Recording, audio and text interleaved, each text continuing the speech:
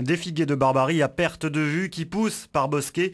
Cette espèce de cactus à fruits violets prolifère à grande vitesse. Julien Robert, chargé de mission à Natura 2000. Ça prolifère très vite, elle a des techniques de reproduction végétative très rapides, à partir de fragments de raquettes ou même des racines, et la dissémination par les graines. Le figuier de Barbarie avait été importé du Mexique au XVIIIe siècle pour ses qualités ornementales. Mais désormais, il colonise sauvagement les dunes fixées. Donc les dunes fixées, c'est des milieux relativement remarquables d'intérêt communautaire, donc protégés au niveau européen, qui ont participé également à la désignation du site Natura 2000 sur le complexe lagunaire de Salles-le-Cat. Le problème est que la plante nuit à la nidification des oiseaux, mais elle empêche également certaines espèces de se développer. Elle est pratiquement monospécifique sur tous ces milieux et on n'a plus du tout d'espèces patrimoniales sur les endroits envahis. Normalement, donc, sur la dune fixée, en tout cas ici, on a une espèce, l'éphédra. Donc c'est une espèce typique des dunes fixées et on voit bien que sur les parcelles envahies, elle n'est plus du tout présente. Et pour se débarrasser des figuiers de Barbarie, le syndicat Rivage Salles-le-Cat expérimente plusieurs techniques, manuelles ou de girobroyage. Des tests sont faits actuellement sur plusieurs parcelles pour trouver la solution la plus efficace, mais aussi la moins coûteuse. Et puis l'ONF déclare la guerre aux figuiers de Barbarie. Ces plantes qui prolifèrent chez nous au détriment d'espèces plus locales. On en parle avec votre invité ce matin, Paul Biondi. Florent Espinasse, bonjour. Vous êtes technicien à l'ONF. Alors ce figuier de Barbarie, il s'est très bien implanté, peut-être même trop bien implanté dans le paysage méditerranéen. Il faut savoir qu'à la base, il n'est pas d'ici, il n'est pas conçu pour pousser notamment sur le secteur de Torreilles. Oui, effectivement, il est originaire d'Amérique du Sud. Il a proliféré là depuis une quinzaine d'années surtout. Et là, il occupe donc 35 hectares à peu près de dune grise, qui est la dune qui est en seconde ligne par rapport à la mer, derrière la dune blanche. Il pose problème parce que tout simplement il empêche d'autres espèces de se développer, notamment des espèces protégées, donc qui relèvent d'habitats d'intérêt communautaire. Alors sur ce secteur-là, derrière donc la deuxième ligne de dune, derrière la plage de Torreilles, il y a effectivement, c'est une zone protégée et vous faites en sorte de maintenir un équilibre le plus naturel possible. C'est ça. Donc en fait, le but c'est pas d'éradiquer cette plante parce qu'on n'y arrivera pas, mais au moins en fait de limiter sa propagation et d'essayer de faire pousser d'autres espèces qui sont originaires d'ici et qui prendront le relais à terme. Donc en fait, on a été sélectionné par le syndicat Rivage et ses partenaires qui sont la communauté de l'agglomération, le conservatoire des espaces naturels du Languedoc-Roussillon et le conservatoire du littoral pour mener une série d'essais. Alors, on s'attaque pas aux figuiers de Barbarie et chacun peut s'en douter comme ça très facilement. C'est vrai que c'est une plante qui a des épines petites mais particulièrement redoutables. Alors comment vous faites?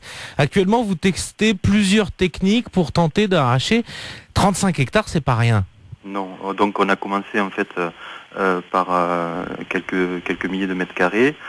Donc on a testé en fait la faisabilité de l'arrachage, enfin de plusieurs techniques. Donc en fait la technique manuelle qui consiste tout simplement à arracher avec des gants, donc s'avère la plus efficace pour le moment.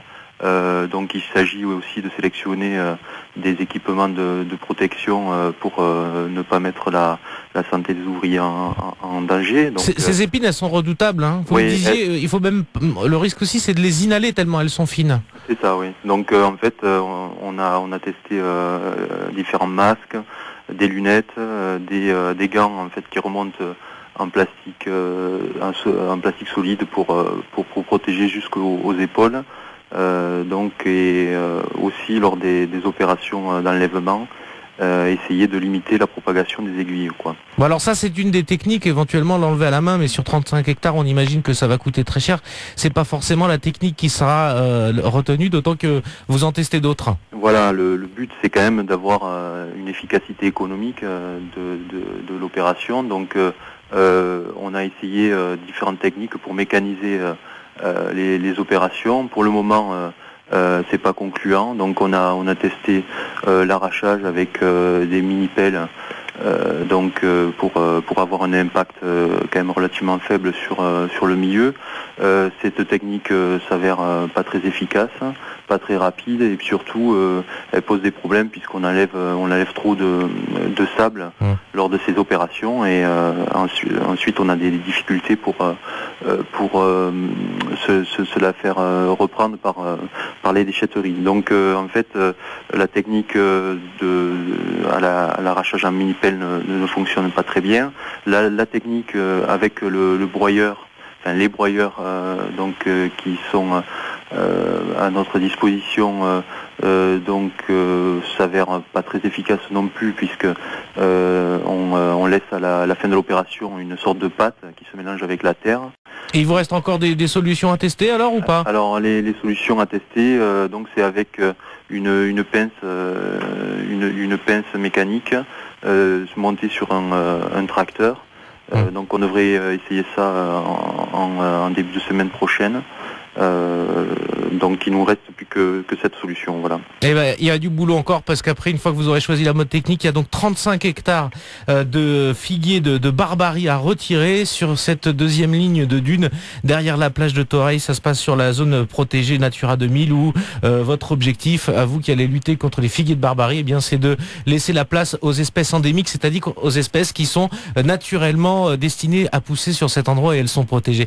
Merci Florent Espinas pour vos explications ce matin sur France Bleu Roussillon, et passez une bonne journée. Merci. Au revoir.